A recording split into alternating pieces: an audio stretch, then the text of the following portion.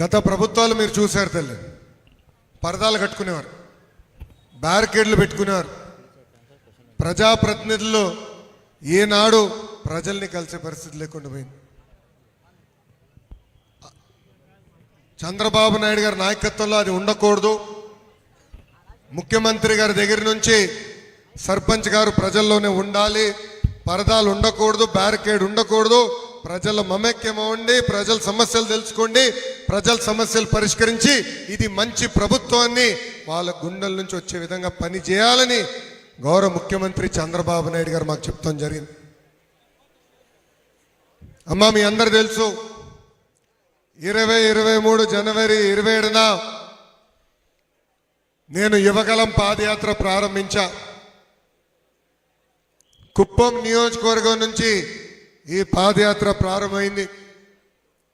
11 జిల్లాలు, 97 నియోజకవర్గాలు, దాదాపు 2000 గ్రామాలు, 3132 కిలోమీటర్ల పాదయాత్ర నేను చేశా.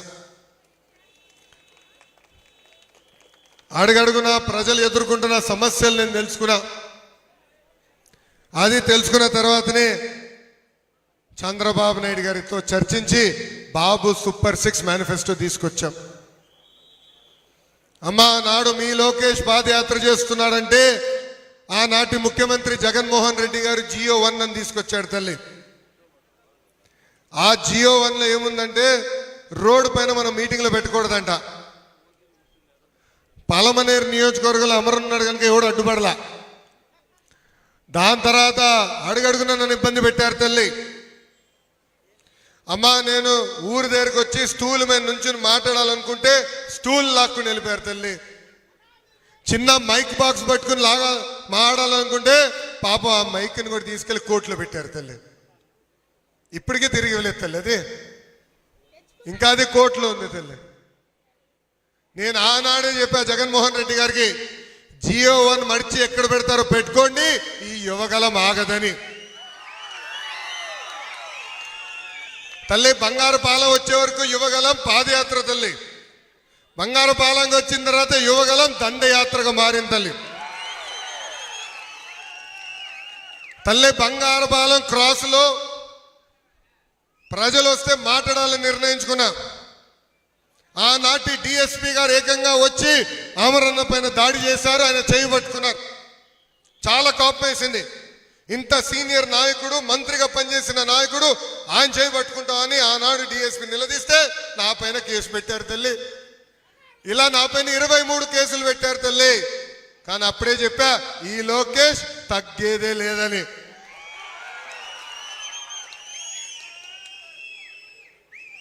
ఈరోజు గర్వంగా చెప్తున్నా, అదే బంగారుపాలెంకల్ నేను నుంచున్నా తల్లి. ఏ బిల్డింగ్ పై నుంచి అయితే ఆనాడు ప్రజలతో నేను మాట్లాడానో ఆ బిల్డింగ్ ముందల ఈరోజు నేను సెల్ఫీ తీసుకున్నా తల్లి.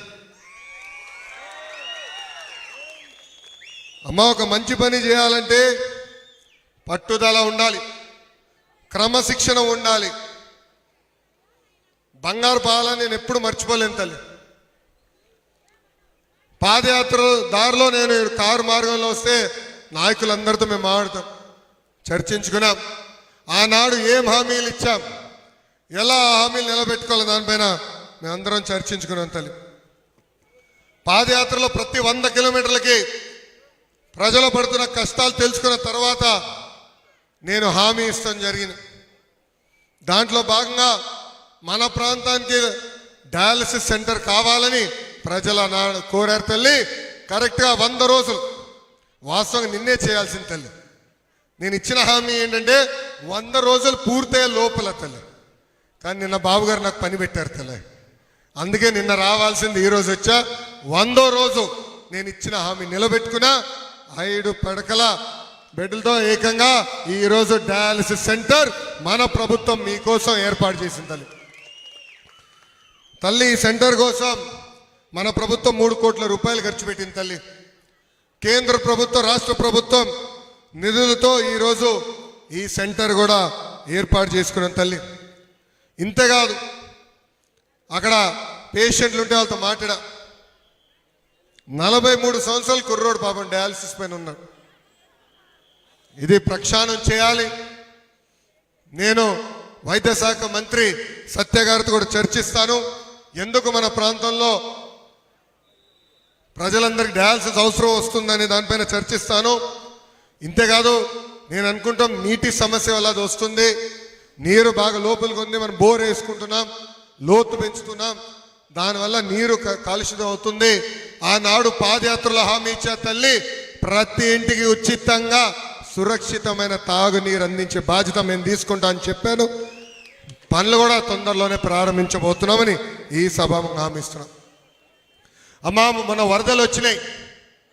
264 సంవత్సరాల్లో ఎప్పుడు రాని వరదలు విజయవాడకు వచ్చింది. ఇంకా చంద్రన్న ఊరుకుంటాడా? కుర్రోడు లాగా నేను కూడా అంత స్పీడ్ వెళ్ళలేను తల్లి. 20 సంవత్సరాల కుర్రోడు లాగా జేసీబీలు ఎక్కాడు, నీరులో తిరిగారు. 10 రోజుల్లో వరదలకి ఫుల్ స్టాప్ పెట్టారు తల్లి. అహర్నిశలు కష్టపడ్డారు తల్లి.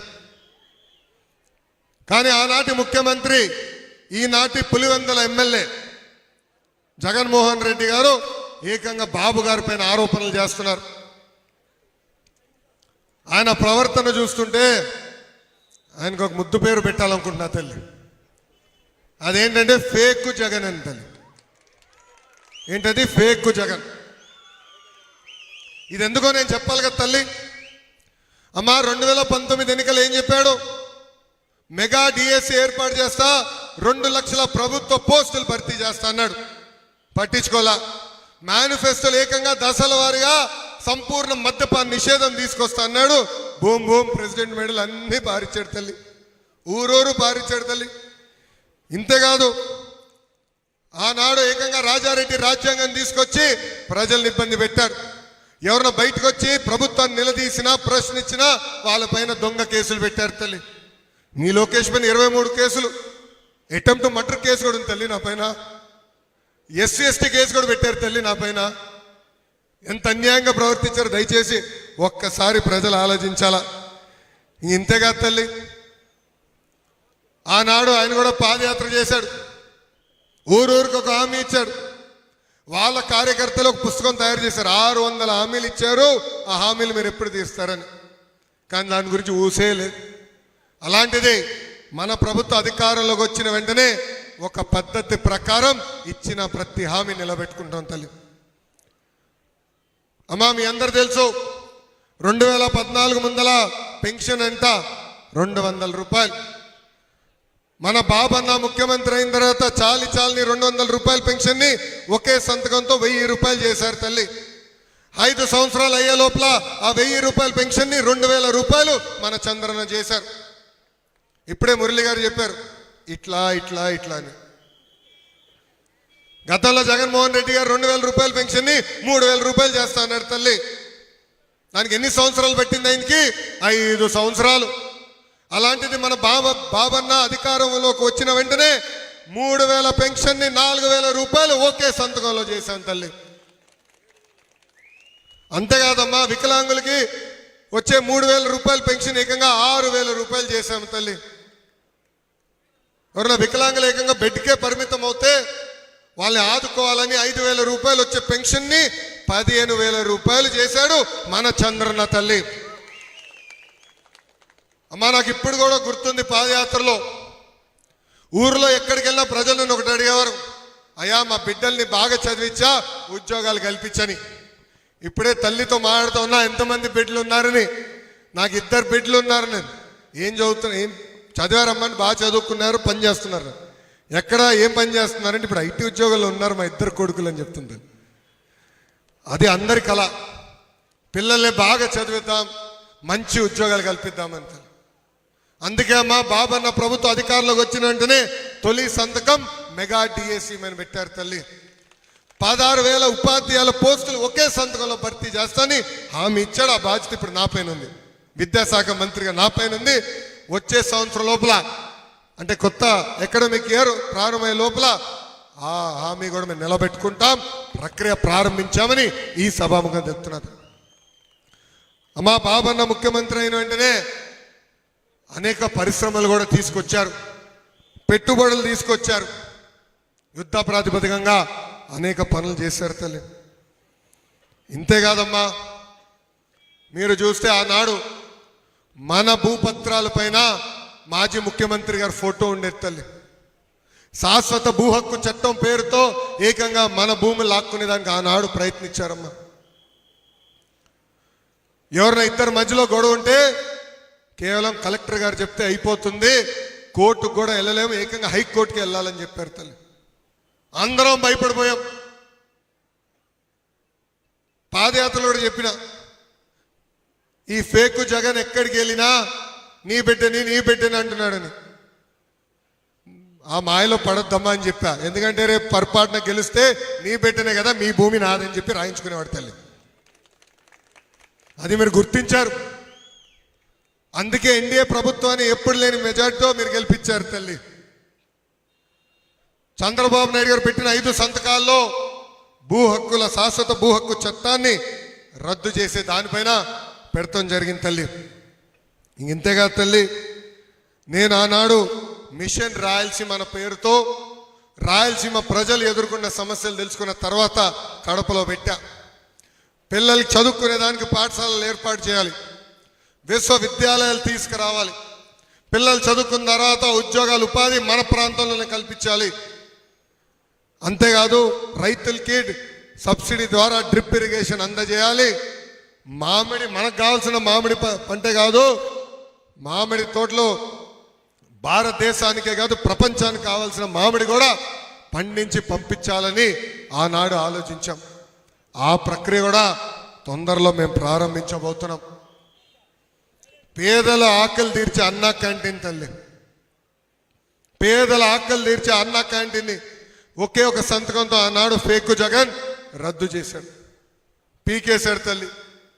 అదే బాబన్న అధికారంలోకి వచ్చిన మొదటి 100 రోజుల్లోనే మూతపడిన అన్న క్యాంటీన్ తిరిగి మేము ప్రారంభించాం తల్లి.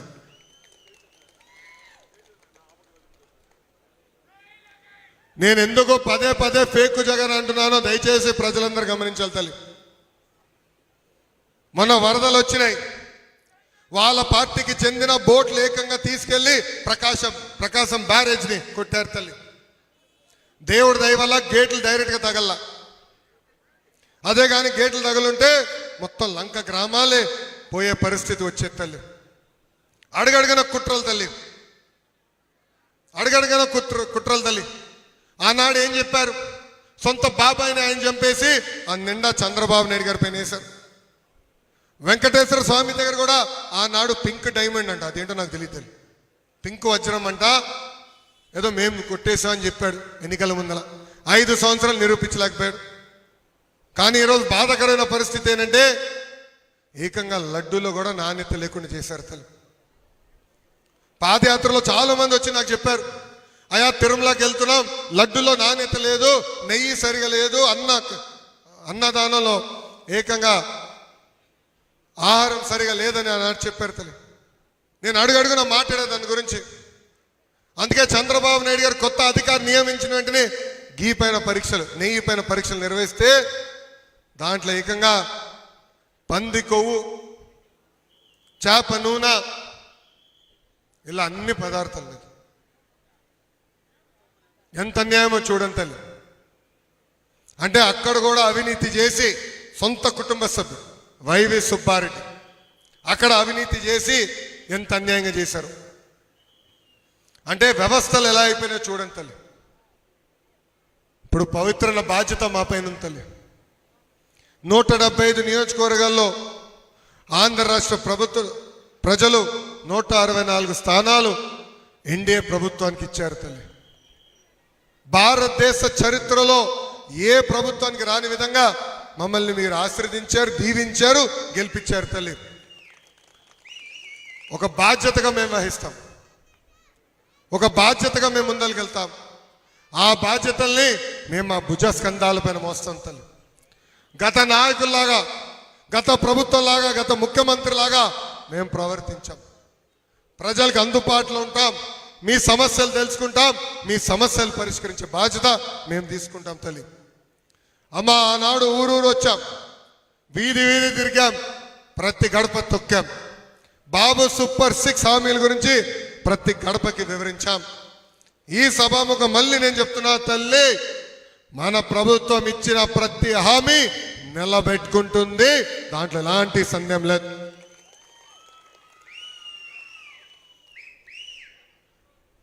తిరుమల గురించి ఒక మాట చెప్పాలి తల్లి. నాణ్యన్న ఇక్కడనే ఉన్నాడు. చంద్రగిరి నియోజకవర్గంలో బహిరంగ సభ పెట్టుకున్నాం యువగలంలో.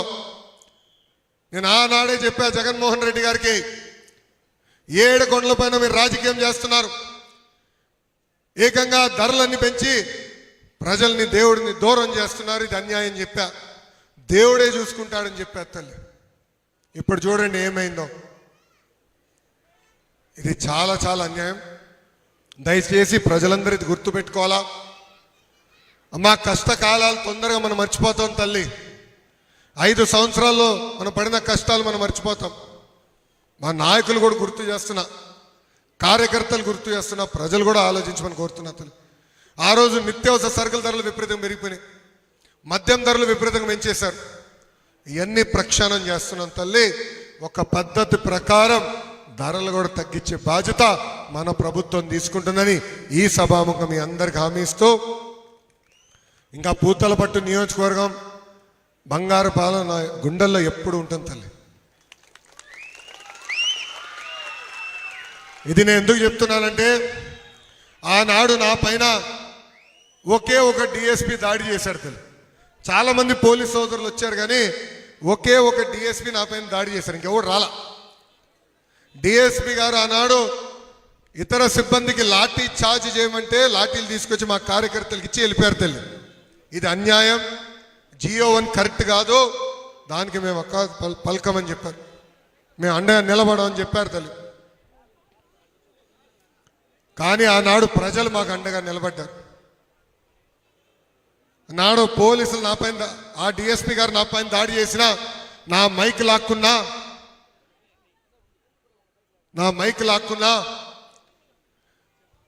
ఏకంగా నా స్టూల్ లాక్కున్నా, ప్రజలు నాకు అండగా నిలబడ్డారు.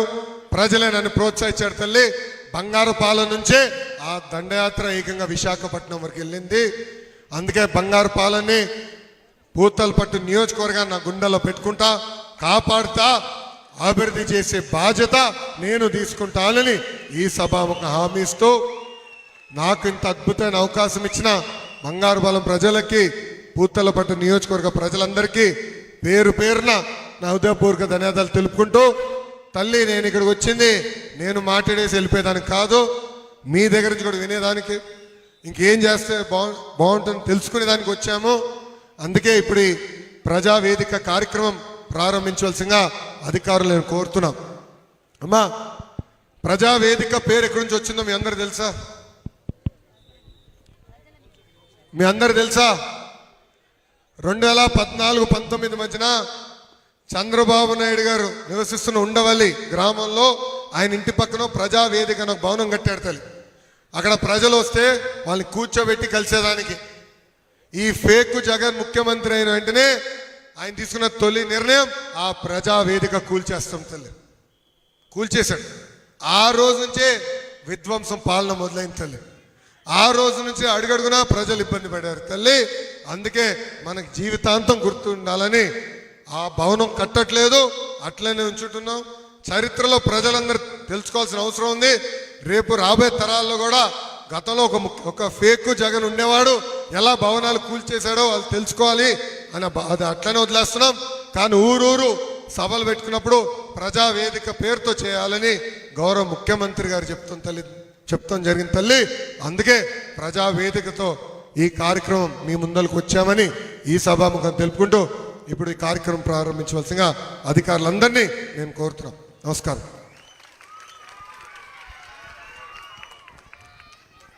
గౌరవ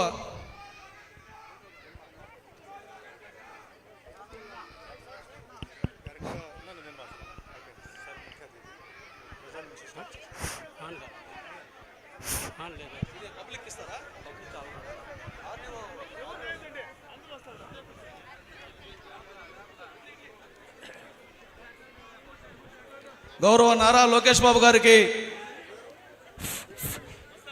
పూతలపట్టు నియోజకవర్గం ప్రజల పక్షాన, బంగారుపాలెం మండల ప్రజల పక్షాన, చిత్తూరు జిల్లా ప్రజల పక్షాన ధన్యవాదాలు తెలియజేసుకున్నాం. లోకేష్ బాబు గారు చెప్పిన చివరి మాట చాలా క్లియర్గా ఉంది.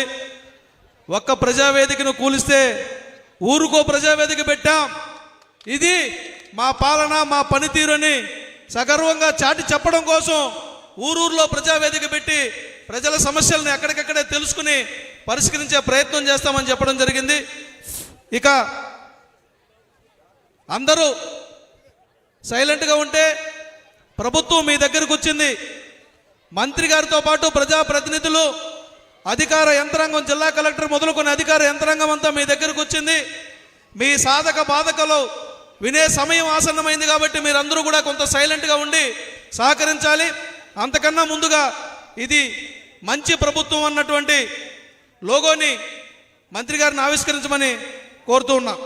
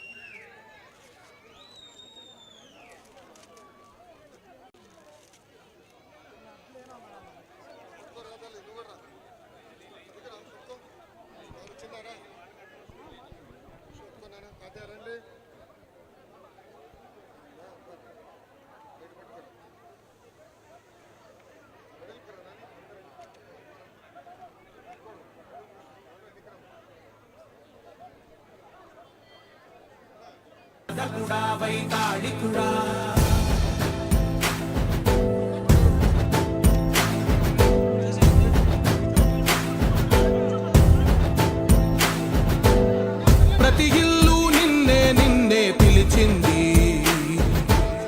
ప్రతి గడప నీకే స్వాగతమంటోంది, ప్రతి మనసు నువ్వే గెలవాలంటోంది. పెద్ద కొడుకు